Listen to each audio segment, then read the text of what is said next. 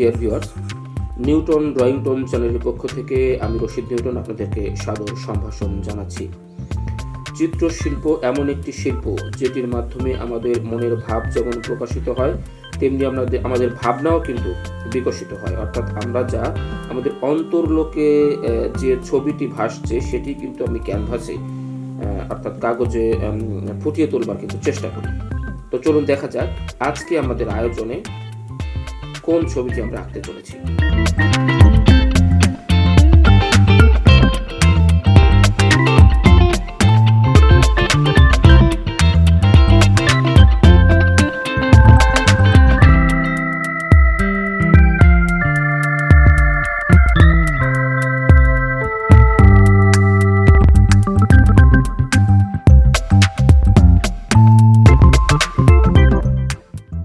ছবি আঁকার কিন্তু কিছু নিয়ম কানুন রয়েছে। অর্থাৎ যারা জাত শিল্পী তারা কিন্তু আসলে তাদের ভেতরের প্রতিবিম্বটাকে কাগজে ফুটিয়ে তোলার চেষ্টা করে, তাতেই একটি সুন্দর ছবি হয়ে যায়।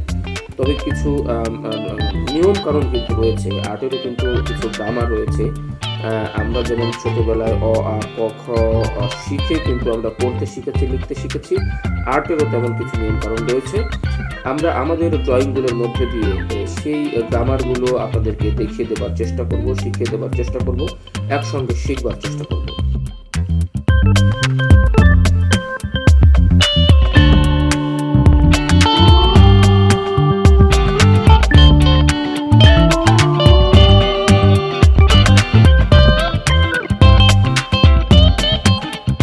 ডিয়ার ভিউয়ার্স, ড্রয়িং এমন একটি শিল্প, অর্থাৎ চিত্রাঙ্কন এমন একটি শিল্প যার মাধ্যমে আমাদের প্রতিভা যেমন বিকশিত হয়, প্রকাশিত হয়, তেমনি আমাদের ভেতরের যে একটি আকুতি, অর্থাৎ মুখের ভাষা ব্যবহার না করেও পেন্সিল, পেন বা রং তুলিতে যে মনের ভাব ব্যক্ত করা যায়, এটি কিন্তু ড্রয়িংয়ের একটি অন্যতম বৈশিষ্ট্য।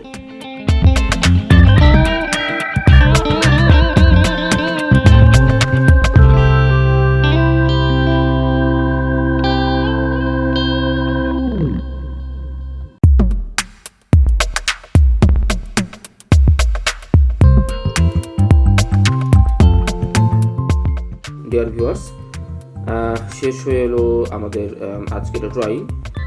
আপনারা দেখতে পেয়েছেন যে ছবিটি আমি এতক্ষণ ধরে আঁকার চেষ্টা করছিলাম সেটি কিছুটা কিন্তু শেপে নিয়ে আসতে পেরেছি। অর্থাৎ নিশ্চয়ই আপনারা বুঝতে পারছেন যে স্টেপ বাই স্টেপ একটি নিয়মতান্ত্রিক ধারাবাহিকতার মধ্য দিয়ে কিন্তু আমরা এই ছবিটি, এই ড্রয়িংটি বা এই চিত্রটি কিন্তু শেষ করবার চেষ্টা করলাম।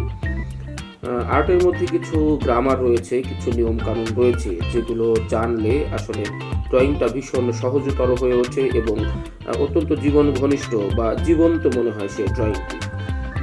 তো আপনাদের কেমন লাগলো জানি না, যদি ভালো লেগে থাকে লাইক কমেন্ট করে আমাকে উৎসাহিত করবেন। সবাইকে অনেক ধন্যবাদ।